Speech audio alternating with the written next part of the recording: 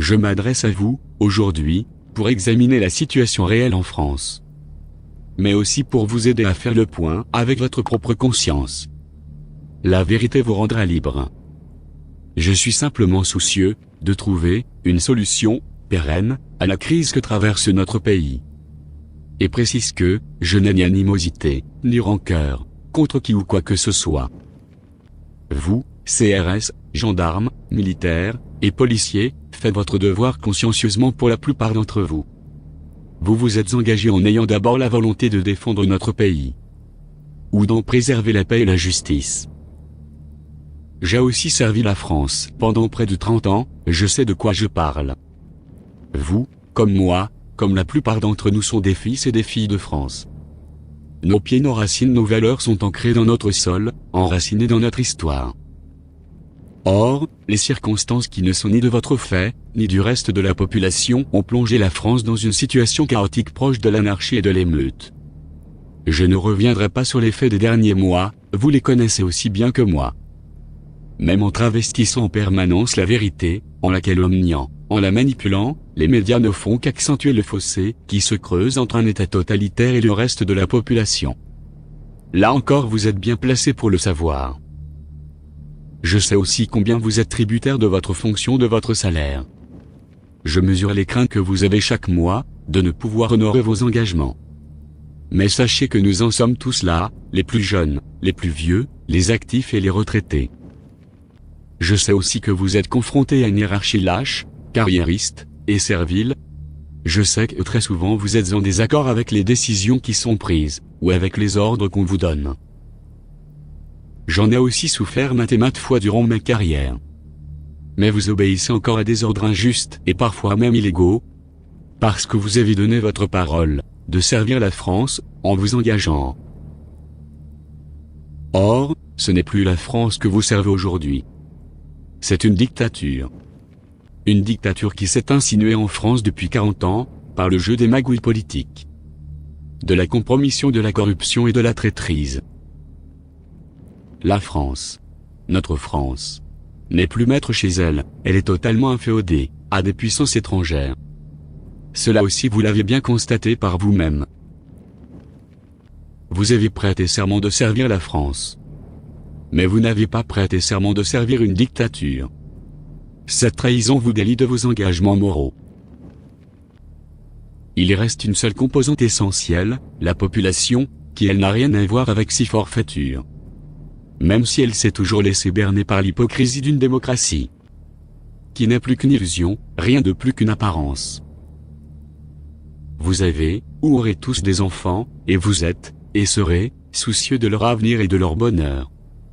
Vous avez aussi des parents, des grands-parents qui vous sont chers, et que vous ne voulez pas voir disparaître dans le chaos.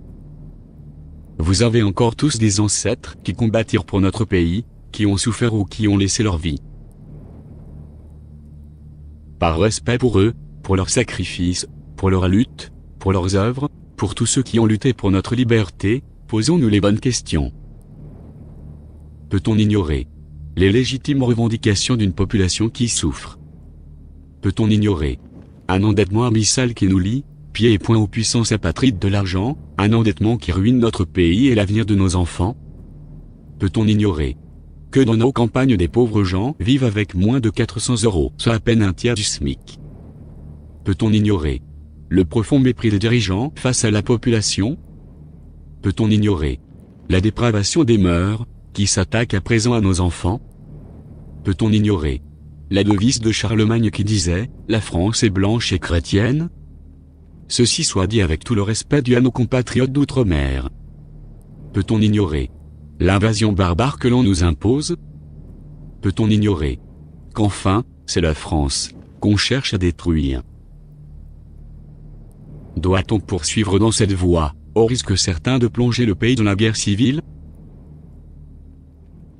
Voilà quels sont les véritables enjeux, c'est d'abord l'avenir de la France et celui de nos enfants, mais c'est aussi l'avenir de notre civilisation et celui de nos valeurs fondamentales. Notre lutte, c'est simplement la lutte entre le bien et le mal.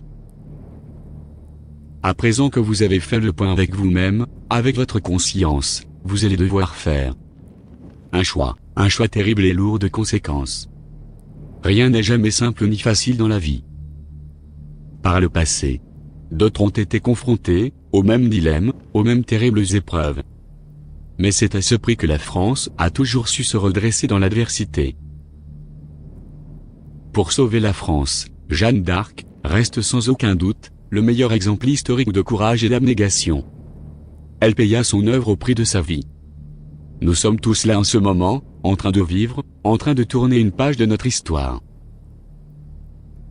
Votre choix est simple, ou bien continuer à servir servilement une dictature immorale et dépravée, ou bien véritablement servir la France, et servir le peuple de France. Honneur et fidélité ne sont pas des vains mots. Si en votre âme et conscience vous décidez de faire le bon choix, ne vous attendez pas aux couronnes de laurier de César. Vous n'en retirerez personnellement ni gloriole ni avantage. Vous aurez simplement fait une belle chose, le bien, et la plus grande satisfaction sera celle de votre cœur et de votre conscience. Mais le plus important est que, l'histoire, vous érigera aussi au rang des 300 Spartiates.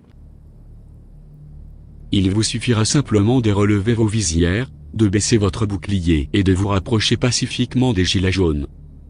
Soyez certains qu'ils vous accueilleront à bras ouverts. Soyez aussi certains que si une seule compagnie fait cela, immédiatement vous serez suivis par les autres. Le courage se situe toujours dans l'exemple. Au vu de ces éléments, prendre une décision, aussi grave, n'est pas chose aisée. N'hésitez pas à consulter vos parents, ceux qui ont connu la douceur de vivre en France dans les années 60. Le retour à cette sérénité est tout à fait possible. Il nous suffit simplement de le vouloir en éliminant le mal. Ne vous préoccupez pas du sort de votre hiérarchie, opportunistes comme ils sont, ils retourneront tous très vite leur veste sans état d'âme. Comme leurs anciens. Étaient pétainistes, sous Pétain, gaullistes sous De Gaulle, ils sont évidemment macronistes sous Macron. Soyez-en certains, l'hypocrisie fait aussi partie intégrante de leur personnalité, ils jureront qu'ils ont toujours été en fait de votre côté, lorsque la situation aura basculé. Vous les connaissez aussi bien que moi. En France, le pouvoir totalitaire ne repose que sur quelques centaines, peut-être un millier de traîtres, qui obéissent aveuglément à leurs tyrans de maîtres, et qui vous font exécuter toutes leurs basses œuvres. Il n'y a rien de glorieux à faire frapper des vieillards, des femmes ou des enfants, pour entretenir un pouvoir que plus personne ne supporte. Voilà sur quoi leur pouvoir s'appuie. Nombre de vos collègues s'en sont rendus compte, et le drame des suicides qui frappent les forces de l'ordre en est la meilleure preuve. Que va-t-il se passer ensuite? Nul ne le sait, un symbole. Si vous marchez avec le peuple vers l'Élysée, le dépravé s'enfuira la queue entre les jambes, sa retraite est déjà soigneusement préparée de longue date. Un gouvernement provisoire sera constitué et il continuera à assurer les affaires courantes. Il ne faut fonder aucun espoir sur la composante politique actuelle, depuis plus de 40 ans elle a démontré son incompétence, sa lâcheté, sa compromission, sa corruption. D'ailleurs tous les grands partis politiques, je dis bien tous les grands partis, sont infiltrés jusqu'à la moelle. Il n'y a strictement rien à attendre d'eux. Mais, il existe en France un grand nombre d'hommes et de femmes de valeur, et l'un d'entre eux se lèvera, soyez-en sûrs. Peut-être serez-vous l'un de ceux-là. L'exemple français sera inéluctablement suivi par les autres pays d'Europe. Bruxelles tombera aussi. Vous l'ignorez peut-être, mais le monde entier nous regarde, et attend la réaction du peuple français. C'est ainsi que le pacte de Varsovie et l'ex-URSS se sont effondrés en quelques mois. À l'époque, c'est une simple petite compagnie douanière qui ouvrit les frontières entre la Hongrie et l'Autriche. Vous en mesurerez aujourd'hui les conséquences. Par la lucidité de votre décision et votre courage, vous épargnerez probablement un bain du sang à notre pays. Comme je l'ai écrit plus haut, nous sommes tous dans le même navire, et la France ne sortira pas indemne de cette tempête. Nous devrons absolument tout faire pour éviter le naufrage. Si toutefois le naufrage s'annonce, on aura d'abord tout fait pour colmater les brèches et les voies d'eau, mais le plus important restera à faire. Préserver la vie des passagers et de l'équipage de notre navire.